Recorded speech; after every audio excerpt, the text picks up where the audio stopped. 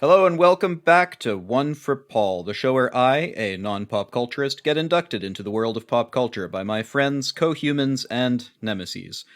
Joining me today was supposed to be my nemesis, Lydia Moofy Barnard, but unfortunately she's been unable to make it for reasons that I will say are unrelated to COVID-19 but are personal to her, so she's fine, nothing's wrong, but she can't make it today. Thinking of you, Moofy, hope you're well. So, just for today, she's given me a homework assignment. To watch an episode of a show that keeps being recommended to me, but I've just never gotten around to watching it. That's right, welcome to Gated Community, the story of a super wealthy enclave, desperately trying to keep all the poor people out. But what happens when property prices go down, and the poor people suddenly move in next door? I mean Community, a show created by Dan Harmon, who is currently the writer and showrunner of Rick and Morty, a show that I really like. I don't know why I've never bothered to watch Community until now. Because I am a fan of Harmon's work. I listened to Harmontown, his podcast, for a couple of years there before it stopped in the end of 2019.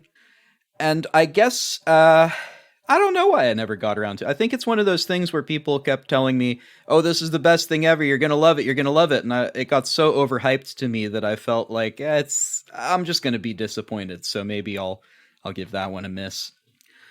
But here we are now. I'm looking forward to it. And being that I'm familiar with Harmon's other work, or some of it at least, I'm expecting something pretty meta. Maybe it's a bit older, so maybe it's sort of similar to his stuff on Channel 101. Maybe I'm expecting clever writing and compelling characters and complete absurdity, and also a healthy helping of sincerity, because that's sort of, to me, the hallmarks of a Dan Harmon piece. So fade in to a slow-mo shot of feathers littering what looks like a high school hallway / battlefield, because we got some lovely VO by Keith David, I believe, whose voice is just so wonderful. I could listen to that man read the phone book. Are phone books still a thing? I don't think phone books are still a thing. If phone books are still a thing, let me know on Twitter at @OneForPaul. So, the VO is quoting between two groups of people who want to make inconsistent kinds of worlds. I see no remedy but force. That's attributed to, oh man, I love Keith David's voice so much. I try to do it.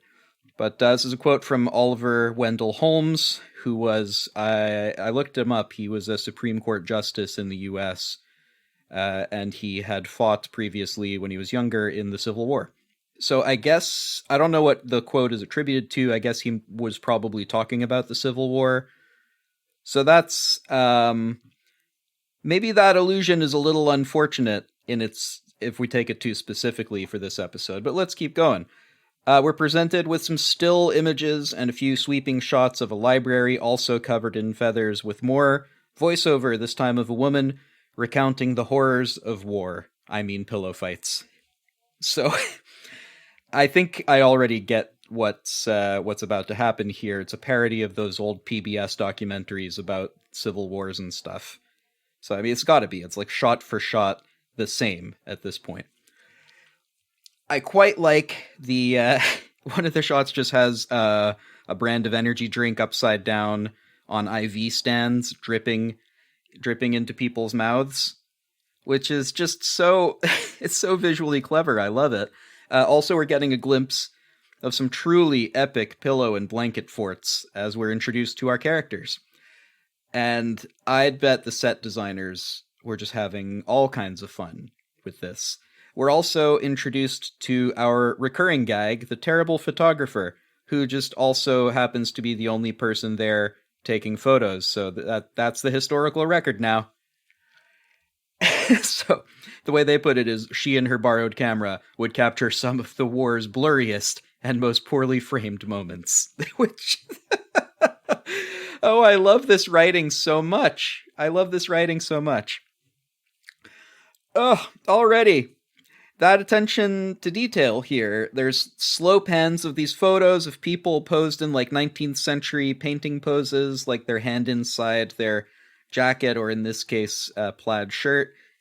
And including our two main characters, our two main sort of generals in the opposing sides. Troy, the sensitive high school quarterback who became commander-in-chief of his own army. He would later say of the war, "It was awesome, but also it wasn't." So I've never seen this show, right? I've been dropped into this episode, by the way, because I was told watch this one first. And I'm kind of glad I did, because the next person we're introduced to is Abed, and his this is Troy's socially dysfunctional best friend turned bitter rival, an uncompromising tactical mastermind feared by all, but unable to pay parking tickets or know left from right without mouthing the Pledge of Allegiance. So I guess these two are friends in the rest of the show, but here they're fighting for some reason. Calling out a specific visual, the title card is just a little shaky, as if being presented on a poorly aligned projector, and I think the folks making this show understand the substance, but also the detail of what they're parodying, and I love it. So I'm at this point, I'm looking forward to seeing more. It's wonderful. So it turns out that the community college is trying to break a world record, and their attempt is being documented by a film crew, who I guess is us, the viewer. And that's kind of cool framing. I like that. Like, why is there even a camera here? Well, there's a film crew wandering around taking footage. That's why they're here to see the story. I wonder if that's the rest of the series as well, or if it's just a one-off, but I kind of like it. So into the office, where Troy and Abed, former best friends, are attending mediation. Mediator gives them an imaginary friendship hat, which automatically makes them friends again. The former friends promptly remove these hats in a brilliant bit of physical comedy. They just sort of pretend to take a pretend hat off at the same time. It's wonderful. The fact that they're no longer friends is kind of shocking, given that they were even on the cover of Friends Weekly, which was an adorable pretend magazine of their own design. Though, point of order, they call it a pretend magazine. I would contend it's a real magazine. They made it. It's a physical object. That's not a pretend thing. The fact that it never gained mainstream traction makes it real but niche, in my opinion, but okay. Seems like they'd started working on an epic pillow fort together called New Fluffy Town, a newer, fluffier town than Old Fluffy Town. But they fell out over an argument about whether or not to use blankets in order to achieve a world record scale, and I guess this argument is... I guess this is what they're fighting over? Because one of them wants to get the record, and one of them doesn't care about getting the record, but just wants to make a cool fort. So Troy secedes from forming Blanketsburg, causing Abed to rename New Fluffy Town to Pillow Town for the sake of conceptual symmetry. I guess that's just like they wanted to make a joke about Fluffy Town, and they have like a voiceover guy go like, "It was such a good place." And throughout, by the way, there's just so much VO of like, "It was a good place. It was just so fluffy. It was wonderful." And I love every one of these voice actors, especially the old dude with the beard and the cloudy eyes, who's just so wonderful, because the thing underneath the little announcer card that says who this person is as they're speaking just says like a very old student. So that's wonderful. I am all in favor of people of any age seeking higher education, or any education. I think that's great. So the two now have their expanding towns, empires. I'm going to go with empires. And unfortunately, as they expand, they collide in the middle, and at one point somebody accidentally throws a stray pillow, and it collides with a support, which collapses a large section of Blanketsburg. This section comes complete with like a graph paper design thing. It's quite something, because again, it's just so like, here's a technical drawing and a very good description, a very clear, accurate technical description of the things that were used. This pillow had a pattern on it, and this pattern had a thing going on, and it was thrown at this angle and hit a support just the wrong way to cause a queen-size section to collapse. It's just... one of the things that I'm getting at this point is that their kind of parody here is actually quite they're being quite nice, quite kind in their parody. It's like friendly banter with somebody who makes this kind of documentary rather than like a mean-spirited, I'm going to take this kind of thing down, right? Anyway, this causes the first battle of the war, the study room kerfuffle, later called the study room kerfuffle. Now, I've watched a bunch of these American Civil War documentaries, now I'm thinking about it, and I guess usually they reduce this sort of thing to a series of battles and troop movements, and I've really always hated that about this style of documentary. It's, especially at the beginning, there was that quote from the judge saying about, like, well, when people got different ideas about how to proceed, then you're gonna have a fight. They cleverly, in this episode, generalize quite quickly because they wanted to evoke that Civil War brother against brother feeling, and I think they succeeded that. They also didn't want to call the Civil War absurd, even if they later call all war absurd, because that one was pretty clear, like, no, slavery's bad, and we want to get rid of slavery, and it was right to fight a war to get rid of slavery because slavery is bad. I think that's the general consensus on the American Civil War, that it sucked, but it was needed. Anyway, I think they do well to not dwell on this. They're not being specific about their takedown of Civil War documentaries. They're being, I think, more a parody of all such war documentaries. I think that's what it is. So they're sort of doing small, specific call-ins from each sub-variety of it. So anyway, this battle turns into the casus belli of the war. This is the study room kerfuffle. Back to mediation for a little bit. We can just cut to it. Some conflicts are so pointless that they just have to play themselves out. And this is the line where, again, I was like, all right, this is weird if you are talking Civil War. I don't think they are. I think they're saying all wars are kind of dumb. I don't know, maybe they muddied the water conceptually just with that first original quote, even if it is quite on point, because that one was sort of about the inevitability of war if people disagree, but the episode isn't really about that. Anyway, so the full name of Blanketsburg is the Legit Republic of Blanketsburg, and they deliver an ultimatum to the United Forts of Pillowtown to cede all of its territory to Blanketsburg by midnight, or else. And of course, the dean here saying, do people go to classes? And this happens a couple of times where we're reminded that we are still talking about a pillow fight, right? Where this isn't actually war. As much as we're applying the trappings of a war film and a war documentary to this, it's still a pillow fight, guys. And a couple of times some character will say something to remind us of this, and I love it, right? Suddenly back into documentary graph paper mode now, and these tone shifts are wonderful because that was just a 2-second line that reminded us we're still talking about a stupid little, like, community center pillow fight fort thing, right? So chill out, we're fine. Yeah, I guess I was taking it a bit too seriously when I went, oh man, war stuff, maybe I should take it seriously, but it's a pillow fight. So maybe they're not actually intending all of this sort of Civil War imagery and whatever. So we now have a floating head graph of how allegiances shifted, and the introduction of pillow and fort-based headwear on people demonstrating such allegiances.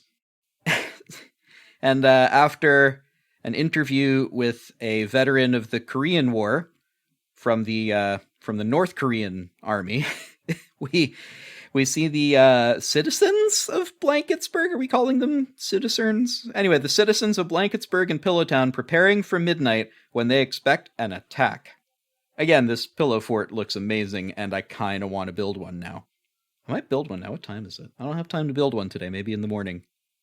12:07 a.m. Blanketsburg attacks. The battle lasts 6 minutes and no territory changes hands. And as someone announces that the citizens of Blanketsburg should prepare for war, they also say, could you please fix the mic? It's doing that thing again. Okay, so as a professional sound tech, I can tell you the number of times I've heard this is uncountable. So what's happened here is that you've accidentally turned on the delay effect. What you need to do is turn down whatever aux is feeding the effect, or unplug the insert cable, whichever one it happens to be. If you don't know what that means, I'll be down in a minute. Just oh God, what are you doing with that pillow? Just easing. No one has a pillow. It's fine. No one is holding a pillow to my throat. That's okay. Unfortunately for war photographer Britta, it just because something is in black and white, it doesn't make it good. I think that's a rule for all amateur photographers to follow, especially me. I think I've been guilty of this before, and I'm glad those photos were never on public display, because I was like 19 and thought I was deep. So the rules of war are established. No hitting to the face or groin, hitting to the back of the knees, while technically legal, will be frowned upon. But in the chaos of war, rules can only do so much. And as the Battle of Big Bulletin Board commences, one man suffers broken glasses, a hurt finger, and erectile dysfunction somehow. He swears this has never happened to him before the battle. It's, maybe just give him 10 minutes. And we get some more sweeping shots over the quote-unquote battlefield, where there's just feathers everywhere and people lying down, some of them just having a little nap, some of them eyes wide open, and some of the most self-indulgent quote-unquote war poetry I've ever heard over footage of people. I guess the feathers are blood? I guess feathers are blood in this, right? But it just comes off as so ridiculous. And also thematically very clever. I love it. But I think also this war poem inclusion is itself super clever. Like the war poetry, real life war poetry from World Wars and whatever have you, it's generally pretty dour and self-serious. It's obvious why. It's about war, right? Except I guess all of the weight of those poems comes from death rather than war, right? The fact that some factions were having a tiff about who gets to collect taxes from whom and what patches of dirt is kind of absurd on its face, and also quite separate to the human cost of the conflicts, which is what the poetry tends to get written about. So yeah, for all the poetry is concerned, they may as well be fighting over how best to build a pillow fort. Right? It's self-evidently absurd that we should care about what these petty people who happen to have guns think. But I guess the war poetry without death is just as absurd as war itself. And you see, this is why I love this kind of comedy, right? The reason I love this kind of comedy, this kind of absurdist craziness, is because it does introduce ideas and has license to introduce ideas in a context that is so absurd that it's like allowed to talk about it in a setting and context where normally you shouldn't be talking about, like, what do you mean, our boys aren't the best boys? Come on now. When your boys are wielding pillows and their boys are wielding blankets, it puts things into a different light, I think. And the choice of this setting and this theming and this event and the fact that it's a pillow fight is just so clever. And I love this. It's so good. Anyway, remember the mediator from before? His name's Jeff, and he's discovering that if he can keep this war going, well, he might not have to take any tests or do any work for a while. So he starts giving inspiring speeches to both sides.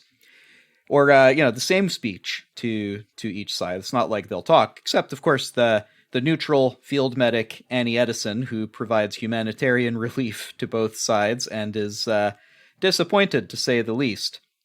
Also, she knows how to type emoji in, 2012, which at the time, I'll remind us all that this was a legitimate superpower. Emoji weren't really a thing until, 2014, so ahead of the curve there. Except I guess she's using an app for it. Anyway, not a big deal. She was able to do it, and that's kind of neat. But both sides now have a super weapon, and also a squad of preteen commandos. Well, one side has the super weapon, and on hearing this, the other side hires these preteen commandos, the Chang Glorious Bastards. See, that's like the Inglorious Bastards, like the movie called that, but with Chang instead of Ing. The narrator does not get this, and I also don't. I mean, I get it, but like this is the part where this is a dad joke, kind of, but it's like the larval stage of a dad joke, and turning it back on itself and having a character be serious about it. That's kind of funny on its own. So I like that. I like it. These are comedians who are making this. They understand how to structure a joke. So they took like a not funny joke and turned it into a funny one by having a character take it far too seriously. Right? I love this. So we get more of these commentators, the old men commentators. Most of these soldiers hadn't fought with pillows in years. These kids, they live it. They breathe it. They're not wrong. So, a 12-year-old knows way better how to have a pillow fight than a 22-year-old, I think. So one of the nurses said they were making necklaces out of mattress tags. This is when things get as ugly as they can get, while still being a pillow fight. So this is another moment of completely undercutting the drama of the thing, because, we are still talking about a pillow fight in the midst. We are still talking about a stupid childish thing that these people are doing. So I think I don't need to say any more about that. It's just, I love it so much. I needed to call out the times they do it. In order to combat the Changlorious Bastards, a man has encased himself in pillow armor. This is now an unstoppably plush juggernaut. He's gone so far as to, like, not just cut holes in a pillow for his eyes and mouth, but, like, upholster those into place such that the pillow remains pillow-like and the stuffing doesn't come out.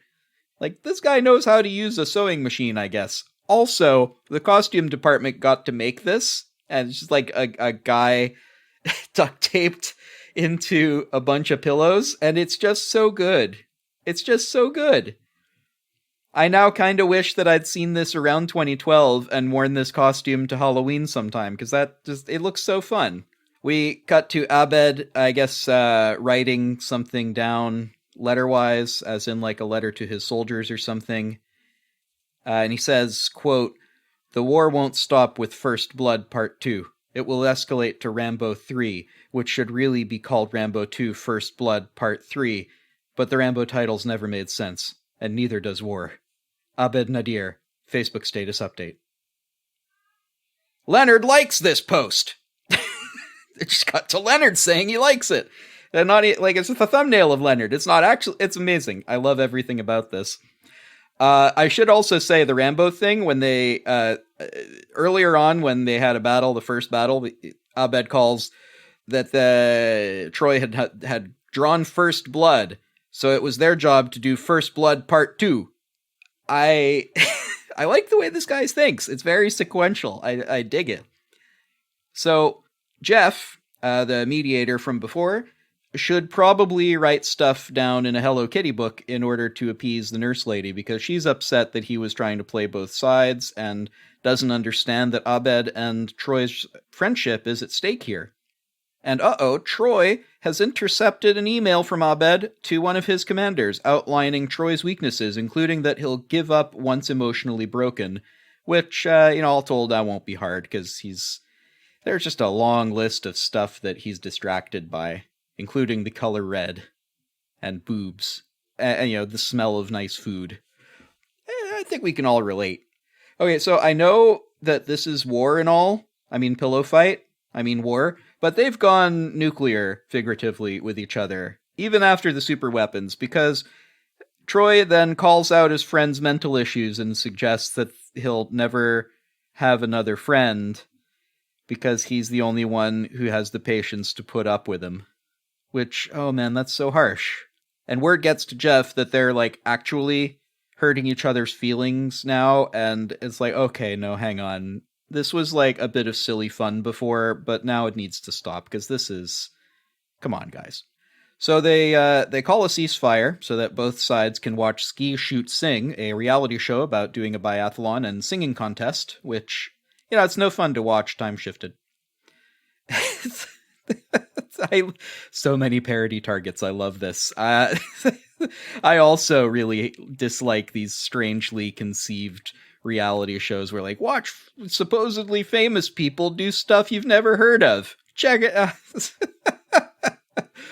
Oh man, this ceasefire allows a little bit of space and time for both sides to come together and talk at secret talks. The two agree that whoever loses the war has to move out of the apartment. So I guess I'm learning now that they're flatmates. So I guess that's something I'd learn if I'd watch the rest of it. That's no problem. Jeff definitely wanted that to go different than how it went. So maybe my favorite section of the whole episode is another just lengthy Keith David voiceover section with a map. I'm just going to quote the whole thing here. The North Cafeteria, named after Admiral William North, is located in the western portion of the East Hall, gateway to the western half of North Hall, which is named not after William North, but for its position above South Wall. It is the most contested and confusing battlefield on Greendale's campus, next to the English Memorial Spanish Center, named after English Memorial, a Portuguese sailor who discovered Greendale while looking for a fountain which cured syphilis. Guys, whoever wrote this is amazing. I love this. This is just... I guess this tickles me, and just it's so good. It's so good. I'm even laughing. I enjoy this section. So just after dawn, the end of the war begins. Again, I love the use of the still images here, as if we're looking at those sort of video pan across of famous paintings or stuff. And of course, we don't have footage from Old War, so they'll just find a painting of one of the things that happened in the war and pan across it. So I guess as they continue this fight and the war comes to a head, so the dean just whistles a big ol' whistle blow there and says, hey, so the record book guy has been fired, so no one is coming to see whether we broke the record for largest pillow fort, I guess. Is that what they were doing? Largest pillow fort? Something like that. It wasn't explained in this episode. Maybe it's in a previous one. That way, war's over, everyone. Everyone go home now. It's all right. Except Troy and Abed, who still want to keep fighting, I guess, because this will be the last thing they do together. Aw. So Jeff intervenes, and suddenly the desire, I guess, to be friends isn't enough anymore, because they're grown-ups now, and things are different for some reason.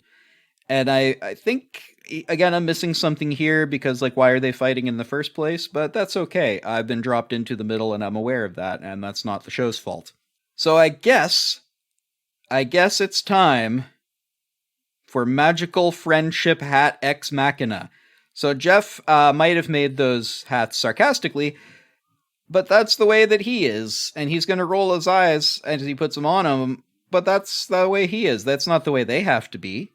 Which, if we take it in the broader sense, if I'm getting the arc right, given that I'm at the end of this arc about being a grown-up and being able to decide for yourself what that means and what kind of life you want to live, yeah, you could be the kind of sarcastic, cynical person that Jeff is, or you could indulge in whatever it is that you want to indulge in and be who you want to be, like Abed and like Troy, I guess.